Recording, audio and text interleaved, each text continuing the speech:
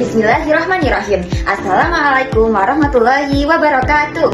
Halo Sobat UT, perkenalkan nama saya Tanai Citra Windriyatama dengan NIM 877854341. Saya dari Prodi PGSD, Fakultas Keguruan dan Ilmu Pendidikan.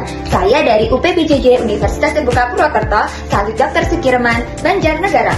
Oke, sebelum kita lanjut ke penjelasan berikutnya, di video sebelumnya kita pernah membahas apa sih peran ontologi, epistemologi, dan aksiologi. Nah, tujuan saya untuk membuat video kali ini adalah untuk menjalankan tugas 2 dari mata kuliah filsafat ilmu yang akan menjelaskan tentang hubungan antara filsafat ilmu dan pendidikan. Di sini kita akan membahas 4 poin utama sesuai materi. Yuk langsung saja kita simak penjelasannya. Baiklah, dalam soal pertama yaitu bagaimana filsafat ilmu mengawasi dan mempertanyakan eksistensi, keilmiahan, serta nilai-nilai dalam ilmu pendidikan.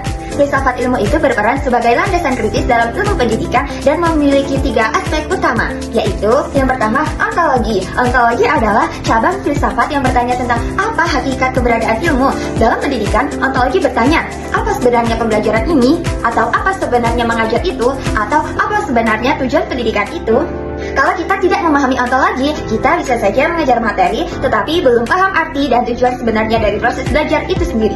Yang kedua adalah epistemologi. Epistemologi adalah cabang filsafat yang bertanya tentang bagaimana kita bisa mendapatkan pengetahuan yang benar. Dalam pendidikan, epistemologi bertanya, bagaimana kita tahu bahwa seorang siswa sudah belajar dengan baik? Atau bagaimana cara mengetahui metode mengajar itu efektif? Atau bagaimana kita menilai keberhasilan pendidikan? Karena itu, metode pembelajaran tidak bisa langsung dipercaya hanya karena sedang tren, tetapi harus dibuktikan secara ilmiah terlebih dahulu. Dan yang terakhir yaitu aksiologi. Aksiologi adalah cabang filsafat yang bertanya tentang nilai dan manfaat sesuatu. Dalam pendidikan, aksiologi bertanya, apa nilai-nilai yang harus ditanamkan melalui pendidikan? Atau apa manfaat pendidikan bagi siswa dan masyarakat?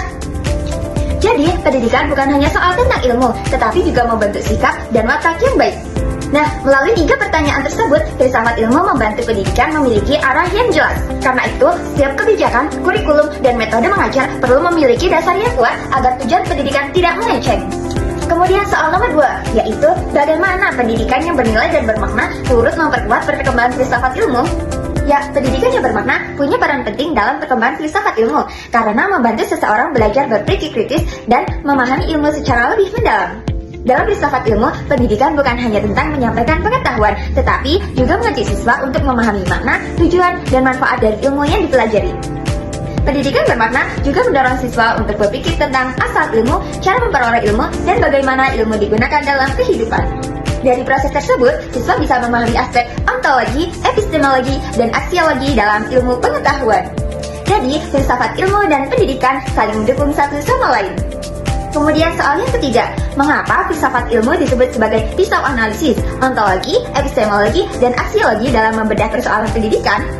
Ya, kenapa sih filsafat ilmu disebut sebagai pisau analisis? Ya, jadi karena melalui 3 pendekatan tersebut, masalah pendidikan dapat dianalisis dan dipahami secara lebih teratur, lebih jelas, dan lebih mendalam. Contoh masalahnya yaitu banyak mahasiswa UT yang tidak lulus tepat pada waktunya. Yang pertama, ontologi, yaitu menganalisis hakikat masalahnya, atau apakah masalahnya dari diri mahasiswa atau dari sistem UT-nya. Yang kedua, epistemologi, yaitu mengkaji cara memperoleh solusi, atau bagaimana cara memperoleh data yang benar dan terpercaya, misalnya melalui survei atau wawancara. Dan yang terakhir, aksiologi, yaitu menilai dampak dan menilai dari solusi tersebut, atau mana yang lebih penting, jumlah lulusan atau kualitas lulusan. Dengan ketiga aspek seperti ini, solusi yang diambil jadi lebih tepat sasaran. Kemudian, soal yang terakhir, yaitu contoh konkret penerapan filsafat ilmu dalam praktik pendidikan. Yang pertama, kebijakan kurikulum. Dalam penyusunan kurikulum merdeka, ada beberapa pertanyaan yang penting, seperti kemampuan apa yang ingin dicapai, kemudian bagaimana cara menilai kemampuan tersebut, dan yang terakhir, nilai apa yang ingin ditanamkan kepada siswa. Yang kedua, proses pembelajaran. Pemikiran ini terlihat ketika guru memakai pendekatan inquiry konstruktivis, yaitu cara belajar yang membuat siswa aktif memahami materi sendiri melalui percobaan, bertanya, dan berpikir kembali tentang apa yang dipelajari. Yang ketiga, penilaian pendidikan. Filsafat ilmu juga digunakan untuk menentukan tujuan, cara menilai, dan nilai yang ingin dibentuk kepada siswa. Yaitu, 1. Kemampuan apa yang ingin dicapai siswa. Misalnya, berpikir kritis, memahami materi, atau mampu bekerja sama. Yang kedua, bagaimana cara menilai kemampuan tersebut? Misalnya, melalui tugas, ujian, presentasi, atau observasi.